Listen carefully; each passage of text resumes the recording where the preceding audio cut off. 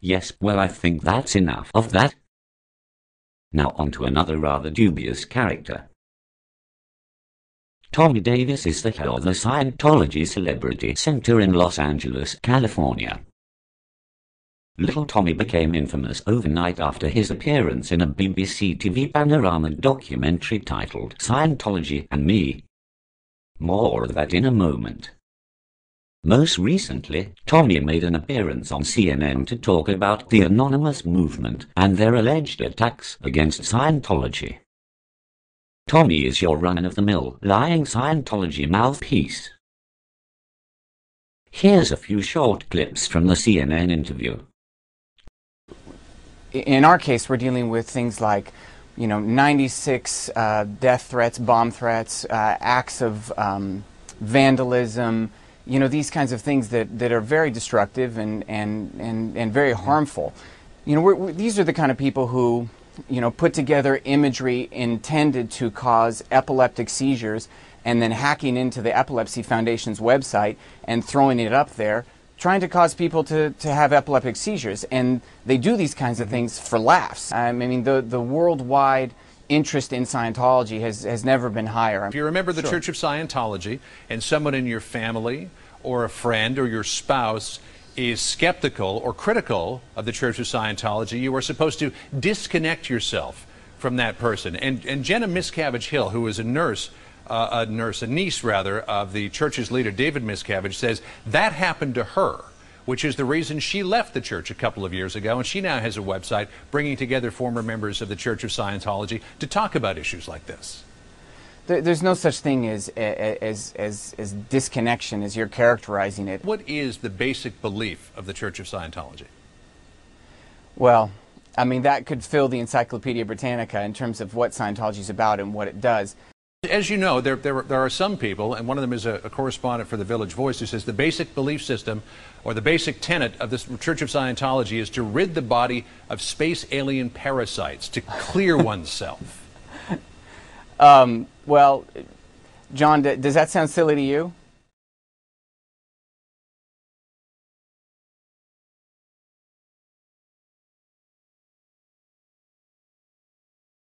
Tommy's most infamous appearance, however, was in the BBC TV documentary Scientology and Me, where he spied and lied on reporter John Sweeney, eventually making Sweeney blow his top in one famous scene. Let's take a look at Tommy giving such a good representation of an official from a so-called religious organization. Are you sure you're getting good sound? Shall I hold that? From my perspective, you and the Church of Scientology have been spying on the BBC. You have been spying on our hotel. We didn't tell you where we were staying, so you've been spying on us. And I find that, if I may say so, a little bit creepy. Here's your microphone. Thanks. For you to repeatedly refer to my faith in those terms is so derogatory, so offensive, and so bigoted, and the reason you keep repeating it is because you wanted to get a reaction like you're getting right now. Well, buddy, you got it. Right here, right now. I'm angry. Real angry. Every time we talk to a critic of Scientology, you within hours come up and say, that's an extortionist, that's a sexual pervert. It's as if you are terrified of anyone criticizing your organization. If people say to me that they think what you claim to be a religion is in fact a cult, I have a right to report that. I've got a right to report that, Tommy. Well, ladies and gentlemen, as you can see, Tommy Davis is quite the character. Tommy is good at dishing out the standard Scientology BS, but when it comes to hard questions he just runs away like a sniveling weasel. One of the more shameful aspects of Scientology is called disconnection. The cult forces its members to disconnect from anyone it may consider an enemy or potential enemy of the church, and that includes friends or family members of church members. Many lives have been ripped apart by this shameful practice. Husbands and wives have been disconnected as well as friends and other family members. The church allows absolutely no contact between the church and the disconnected, no matter how close the bond. Of course, Scientologists deny that this happens today, but it does, and there are many examples to be found, not least a testimony from Jenna Miscavige Hill, who is the niece of the cult leader David Miscavige. Jenna says that the policy of strict disconnection is definitely still being practiced to this day. Last but not least, we come to Scientology's practice called fair game, used on people who oppose or speak out against Scientology. This includes ex-Scientology members as well as anyone who speaks out against the church. These people are usually labeled SPs or suppressive persons. For an explanation of fair game, we can quote directly from L. Ron Hubbard himself. He said of SPs, "may be deprived of property or injured by any means by any Scientologist without any discipline of the Scientologist. SPs may be tricked, sued, or lied to, or destroyed." Although the fair game policy was supposedly cancelled in 1968, it still goes on today, but of course the church denies it. In fact, the policy supposedly cancelling fair game does not actually state that exactly.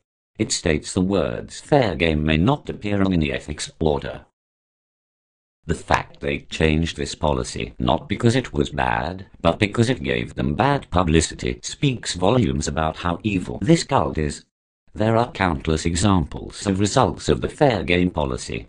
Ultimately, fair gaming can and has ended in death.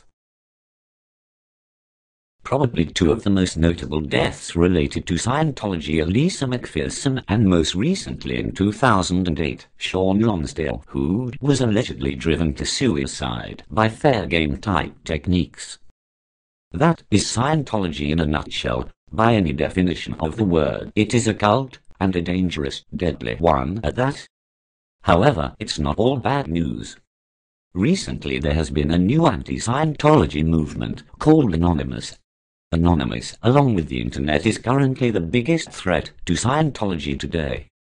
This is quite evident in the amount of time and effort the Church of Scientology has put into spreading lies and black PR about it, even going to the extent of creating fake anonymous videos and reports of death and bomb threats.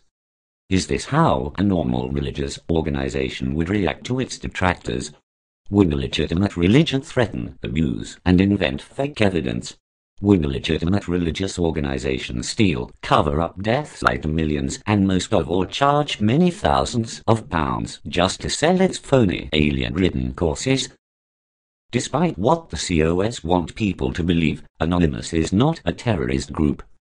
The goal of Anonymous is to reveal the truth behind the many abuses of the Church of Scientology, and we mean to do this in a peaceful way by protesting and making freely available information about the Church's abuses. The COS meanwhile continues its practice of censoring, threatening, and lying to the public, as well as pitiful attempts to spread disinformation about Anonymous. Ladies and gentlemen, Scientology is a scam. Scientology destroys. Scientology kills. Peace to you all, and to those of you watching who may be Scientologists, or who may be considering becoming Scientologists. Please do some independent research before you end up wasting a good deal of your life and a big chunk of your bank account.